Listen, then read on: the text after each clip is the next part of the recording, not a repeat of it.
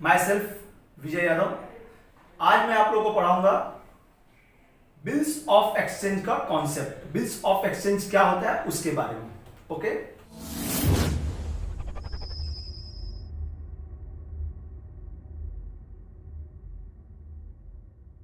Today I will teach you bills of exchange chapter for the 12th standard. ये 12th standard में आता है आप लोग को 10 मार्क्स का इसके ऊपर क्वेश्चन आता है, प्रैक्टिकल क्वेश्चन, और 5 मार्क्स के लिए ऑब्जेक्टिव में बिल्स ऑफ एक्सचेंज का प्रोफार्मा ड्रॉ करने के लिए आता है। टोटल इसका वेटेज जो है 15 मार्क्स का है।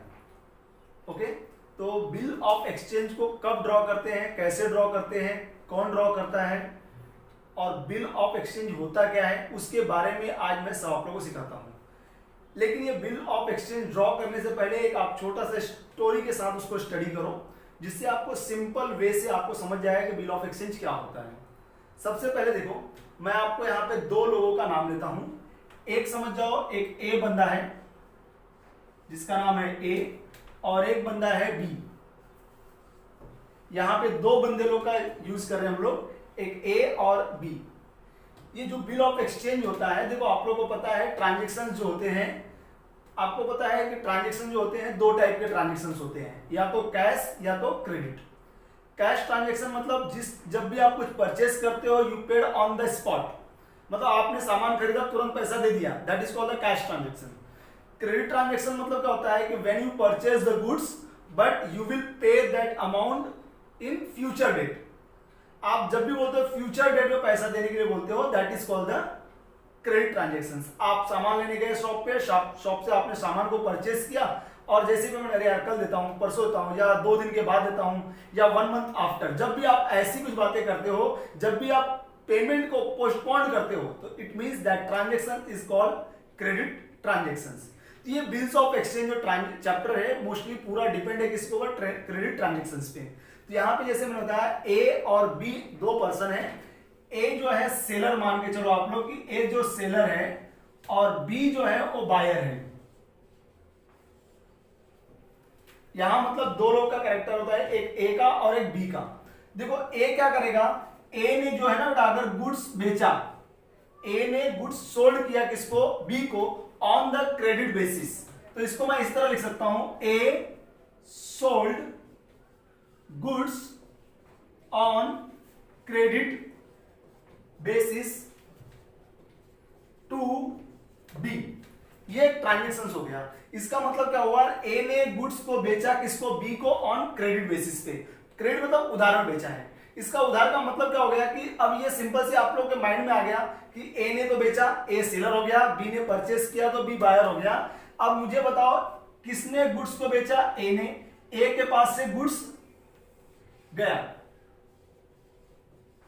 तो बी के पास से क्या आना चाहिए था, कैश। लेकिन कैश ना आके क्या हो गया, क्रेडिट हो गया। इसका मतलब क्या हुआ, पैसा आया नहीं। गुड्स तो गया, गुड्स जा रहा है, गुड्स गोज, लेकिन पैसा नहीं आया। तो इसका मतलब इसको हम लोग क्या बोलते हैं, क्रेडिट ट्रांजेक्शंस। तो मुझे बताओ ए जो है बी से क्या करता है, डिमांड करेगा भाई मेरा पैसा दे दो। बी क्या बोलता है, ठीक है मैं आपका पैसा 2 मंथ्स आफ्टर आई विल पे यू, 2 महीने के बाद आपको मैं आपका पैसा दे दूंगा। ए बोलता है ठीक है मुझे आप पर पूरा विश्वास है कि आप 2 महीने के बाद मेरा पैसा दे दोगे और मुझे 2 महीने के बाद पैसा मिल जाएगा। लेकिन एक काम करो, ये जो पैसा आप मुझे जो प्रॉमिस कर रहे हो कि 2 महीने के बाद मैं आपका पैसा दूंगा, उसके लिए अपने एक छोटा सा एग्रीमेंट बना लेते हैं। इससे 2 फायदा हो जाएगा, मुझे भी और तुम्हें भी, कि मेरे पास एक एविडेंस हो जाएगा, प्रूफ हो जाएगा कि आप मुझे 2 महीने के बाद पैसा दे सकते हो, और इससे क्या मेरे लिए प्रूफ एविडेंस हो जाएगा कि लीगली डेट और एक पर्टिकुलर डेट भी कंफर्म हो जाएगी, ये डेट को आप मेरा पैसा दे दोगे। इसीलिए ए जो है बी को बोलता है कि एक काम करो, एक एग्रीमेंट ड्रॉ करो। जो एग्रीमेंट ड्रॉ करते हैं that agreement is called bill of exchange. Bill of exchange, that is called the bills of exchange. अच्छा, अब ये सोचो कि ये बिल ऑफ एक्सचेंज ड्रॉ कौन करेगा। बिल ऑफ एक्सचेंज को ड्रॉ करता है कौन, बनाने वाला कौन रहता है बेटा, सेलर। इसीलिए इसको हम लोग ड्रॉवर को क्या बोलते हैं, इसको बोलेंगे ड्रॉवर।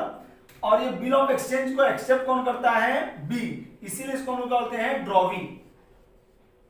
तो यहां पे ये जो है बिल एक्सचेंज, ये जो इसको पैसा लेना है तो यही बिल बनाएगा किसके लिए, बी के लिए। तो ये जब बिल बना के देता है उसको अंदर लिखेगा, देखो बी ने क्या बोला, प्रॉमिस किया कि भाई मैं आपका पैसा 2 महीने के बाद दूंगा, तो ये इस बिल में लिखेगा 2 months after date pay to me और my order sum of rupees for the value received, ऐसा लिखेगा। और ये बिल को बनाने के बाद, एग्रीमेंट बनाने के बाद वो किसके पास भेज देता है, बी के पास। और बी जब तक उसको एक्सेप्ट नहीं करेगा, मतलब जब तक बिल ड्रॉ हुआ है और एक्सेप्ट नहीं हुआ है तब तक के बिल को बोलते हैं ड्राफ्ट बिल, ड्राफ्ट। लेकिन जैसे बिल को बी क्या करेगा, उसको तो मंजूर है कि उसने बोला है कि मैं 2 महीने के बाद आपका पेमेंट कर दूंगा, तो बी उसको क्या करेगा, एक्सेप्ट करेगा। जैसे ही एक्सेप्ट कर लिया तो बिल क्या करेगा, ड्राफ्ट से क्या हो जाता है, बिल ऑफ एक्सचेंज। तो इसीलिए जो ड्रॉ करता है that person we call the drawer, and जो एक्सेप्ट करता है, जो एग्री होता है कि yes I will pay your amount after the 2 months a particular date, that person we call the drawee. तो यहां पे एक्चुअली में इन्वॉल्व होती है 3 पार्टीज, एक ड्रॉवर, ड्रॉवी एंड पेई। जो पेई होता है मतलब क्या होता है, जिस दिन बिल का पैसा ड्रॉवी से मिलेगा, जिस बंदे को मिलता है that person we call the payee. Payee में भी the same person of drawer, drawer भी सेम हो सकता है या उसके बदले में किसी और को, थर्ड पर्सन को दिया जा सकता है। इसीलिए बिल ऑफ एक्सचेंज को हम लोग बोल सकते हैं नेगोशिएबल इंस्ट्रूमेंट बोलते हैं। नेगोशिएबल मतलब क्या होता है, ट्रांसफरेबल। ये क्या होता है, एक को अगर किसी और को पैसा देना रहेगा तो बिल को लेगा और बिल को किसी और के नाम पे ट्रांसफर कर सकता है। जैसे आपने देखा होगा बेरेट चेक देखा होगा या ब्लैंक चेक देखा होगा।